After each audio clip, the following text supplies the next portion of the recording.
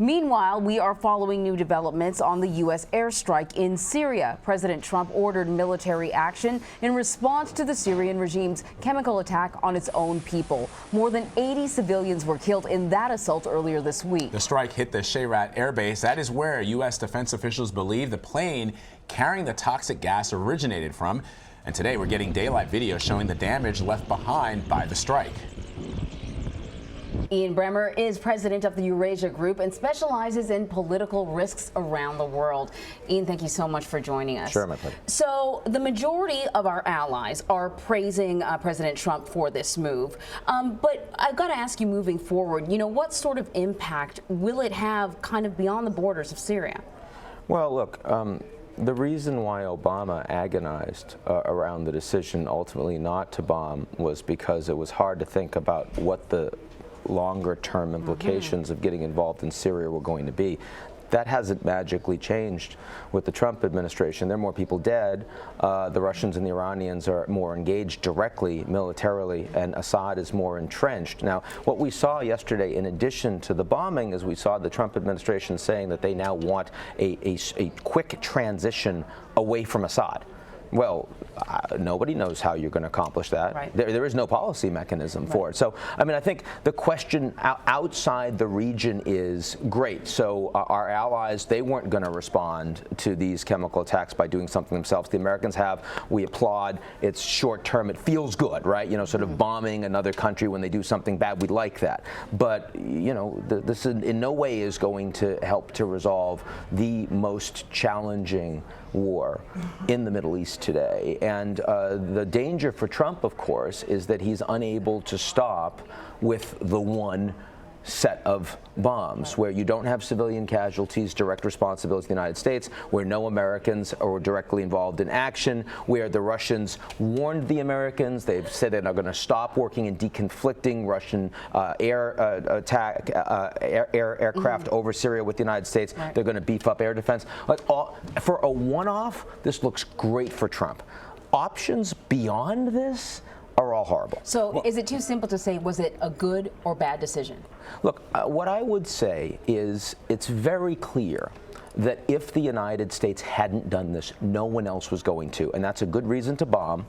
It's also a good reason not to bomb, right? Because it's not like the U.S. is going to be looking around with a whole bunch of other countries saying, yeah, we're going to help you deal with the Syria thing. The answer is they won't. And the Russians and the Iranians, who Trump has obviously very complicated relationship with, they're willing to put significant military assets in the air and on the ground, and they are actually on the other side of the United States on this conflict. We are nowhere close to willing to put the kind of forces in the region that those two countries are, which means that we don't have the ability to determine outcomes. So I do think that the decision to respond to these chemical weapon attacks by the United States in a very limited way, one air base, not taking out the whole Air Force as Hillary Clinton suggested, which would have forced the Russians' hands against the United States, was an incredibly irresponsible thing for her to do and say. I believe that the Trump taking the decision, taking the advice from Secretary Mattis, the Secretary of Defense, telling the Russians in advance so that hopefully there weren't going to be any Russian casualties, some of whom were actually on that base. That was all well handled. So if you look at yesterday purely in isolation, you give high marks.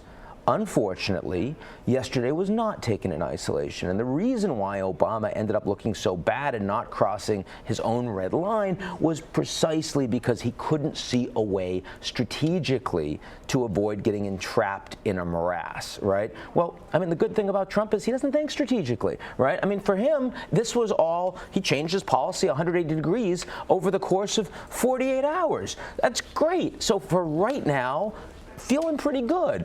But for 3 months from now, you tell me what the hell this policy is. Look, I mean, Trump is not interested in supporting Syrian refugees. So here's a question, though. I mean, and you're talking a bit about this, which is for now, for those people in Syria who are constantly at risk of perhaps being bombed by Assad's Air Force with chemical weapons, at the very least, does it not send a message to Assad and to those people that, look, if you do this, if you use chemical weapons, this will be the result. I do. And that slippery slope that we talked about, we asked Mike Morrell, who I'm sure you know, former deputy director of the CIA. He says the idea of the slippery slope rests in the hands of the president. It's not going to be a slope if the president decides it ends here. In other words, the President of the United States has the capability of saying, we're just going to do this, and if we need to do another pinpoint strike, we'll do that. Correct, of course it is. I mean, the U.S. is the country that's making the decisions to use or not use military force. But let's be very clear. Presently, the policy, which Assad has heard very clearly now from Trump, is that you do not use chemical weapons against your people. You must only kill them using conventional weapons, okay? Which they've done incredibly effectively to kill almost 500,000 Syrians over the course of the past, now we're in our 7th year of this war.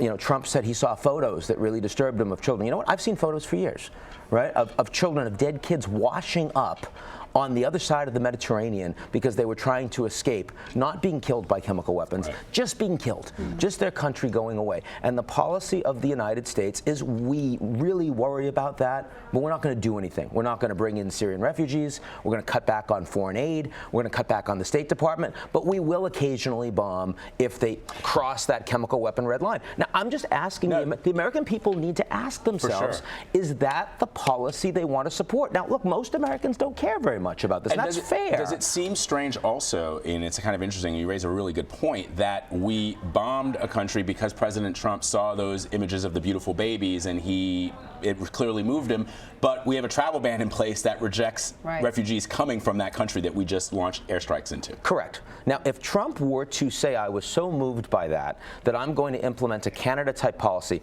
don't want foreign fighters coming over, but you know, families, women, children displaced, I'm actually going to suspend that refugee ban and I'm going to let him in. I tell you, if he were to actually do that in the next week, my view on this policy would change. But I mean, what we've seen so far from President Trump and from candidate Trump is this is someone who does not care one iota about human rights. If the Russians want to assassinate journalists, that's okay. You want the fact that there are countries out there that completely abrogate human rights internally, that we're not going to tell other countries what kind of values they should support or engage in terms of how they run their own country. That is radically different. So, I mean, you know, frankly, we see the Germans, the Canadians, there's so many countries around the world that care and act as if they care a lot more on the humanitarian front than the Trump administration has. So if suddenly he's truly changed his stripes because he's seen some photos that moved him, the response to that is not bombing Assad.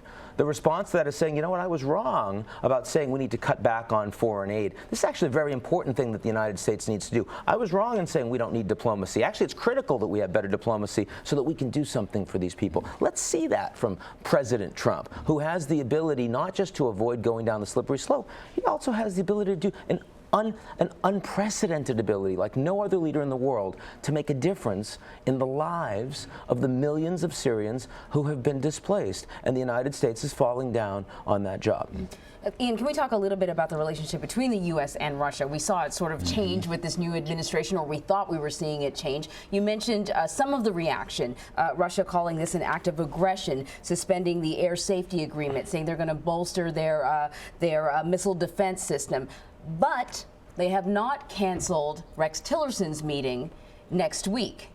So I'm wondering, what do you make of Russia's reaction? What sort of impact do you see moving forward? And are we seeing a shift in the way the Trump administration responds to and deals with Russia? Look, I mean, I think the Russians made it clear that from their perspective, Assad's their ally, big military base on the ground. They're not going to give this guy up. And they furthermore said that there were not chemical weapons that were in place from the Syrian regime, that they hit a weapons depot that belonged to the rebels. Now, nobody believes that. It doesn't matter. Point is that the Russian response to what Trump did, Trump hit one airbase, right, with 60 Tomahawk missiles that can be fixed up if need be. They still have the ability to bomb their civilians, no problem, right? The Russians will certainly continue to support that. The Russians have basically said, okay, we're going to bolster their air defenses, so it's going to be harder for you to do this going forward, and we're not going to deconflict our air force with your air force. So in other words, we're going to strengthen our hold on the Syrian regime. The Iranians, of course, who have more military assets on the ground in Syria together with Hezbollah,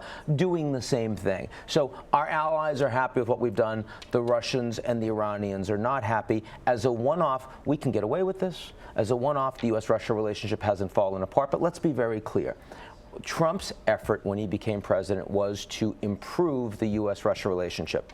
He has failed in doing that. That was his intention. It wasn't what the foreign policy establishment wanted, what he wanted. The reason he's failed, of course, is because of bureaucrats that have been leaking information, an active FBI investigation as to whether there was collusion on the hacks around the elections have failed. Isn't part of the reason he's failing is because, well, Russia and Putin and this active investigation is based on Russian hacking, which is a legitimate thing. But to be clear, Obama mishandled the Russia relationship too, and there were reasons the Americans should be working more closely with the Russians. And I understand that part of what Trump was trying to accomplish.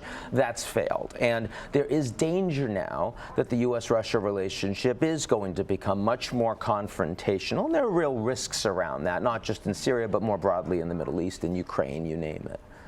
Ian Bremmer, always a fascinating discussion. Thank you so much for stopping by. We really appreciate it.